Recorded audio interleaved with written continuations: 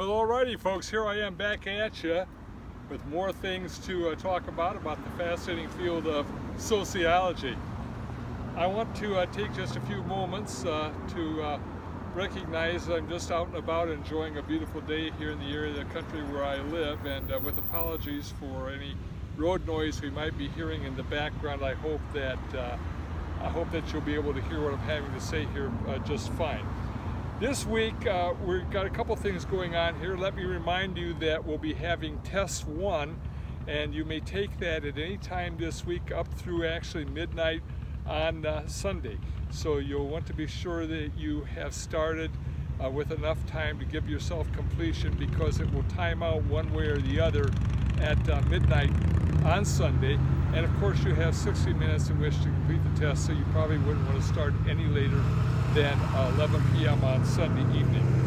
Well, this week's work deals with an incredibly important topic, and that is that how do we begin to blend individuals and society itself.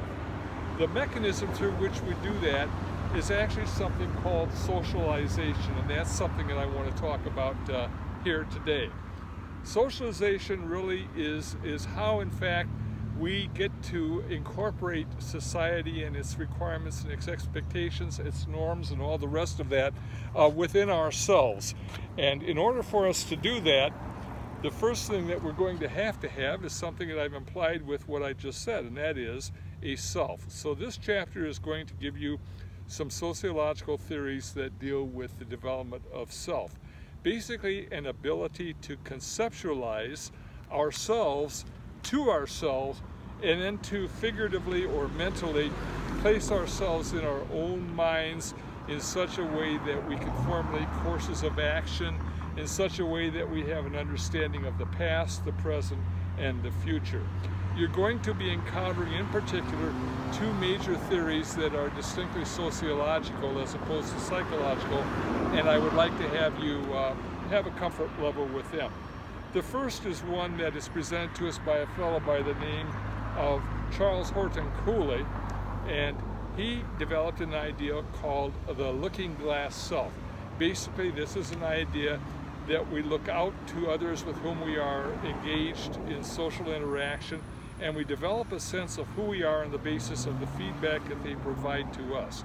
So we internalize, as we say it in sociology, this idea of who we are on the basis of what others tell us. And then we also formulate an understanding or an assessment of ourselves on the basis of what we have thus learned.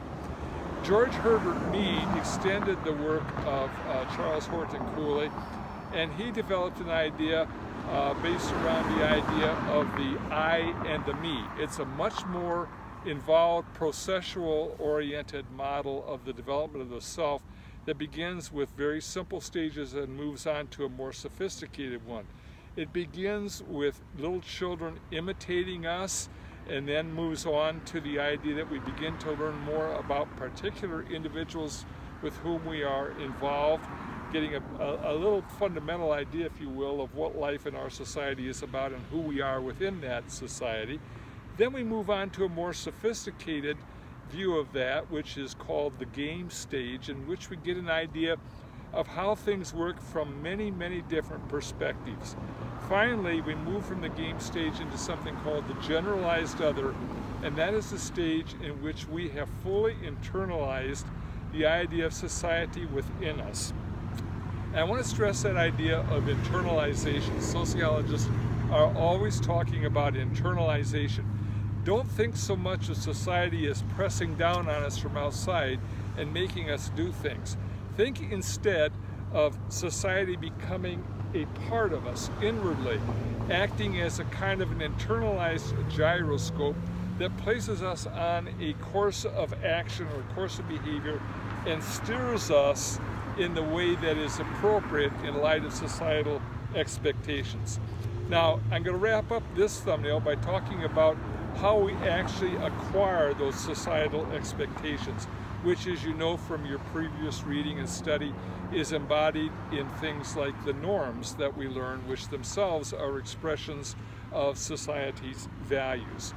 there are a number of ways, or a number of mechanisms, I call them the vehicles or agents of socialization, through which we learn these ways. And there are a number of them, but there are 4 in particular, which I call sociology's big 4 agents of socialization. These, in order of our encountering them, are the family, the school, our peer group, and the mass media. So the family represents our first exposure to society, and what we learn there gives us our first understanding of who we are and what it's like to live within our particular society.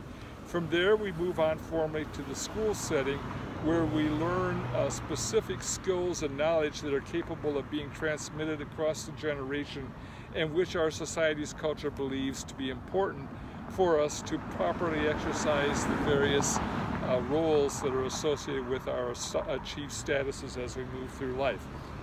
Also about this same time as we come to school, we start encountering the influence of what we call the peer group. And the peer group is simply people who are similarly situated to ourselves in life. These are persons who face the same circumstances, the same problems, who have the same kinds of questions and experiences and so forth, and so they will be important sources of information for us. And then finally, the mass media also provide information for us that helps us to learn how to conduct ourselves within society. By mass media, of course, I mean things like newspapers, television, today of course the internet, movies, those kinds of things also present pictures to us of what is going on. And we learn vicariously, that is, by observation of persons that we may not otherwise come in contact with in any direct kind of a way. And this broadens out the exposure we have to our society in a much larger kind of a way. So those are the kinds of things that you'll be encountering in this week's work. And let me wish you well with test number 1.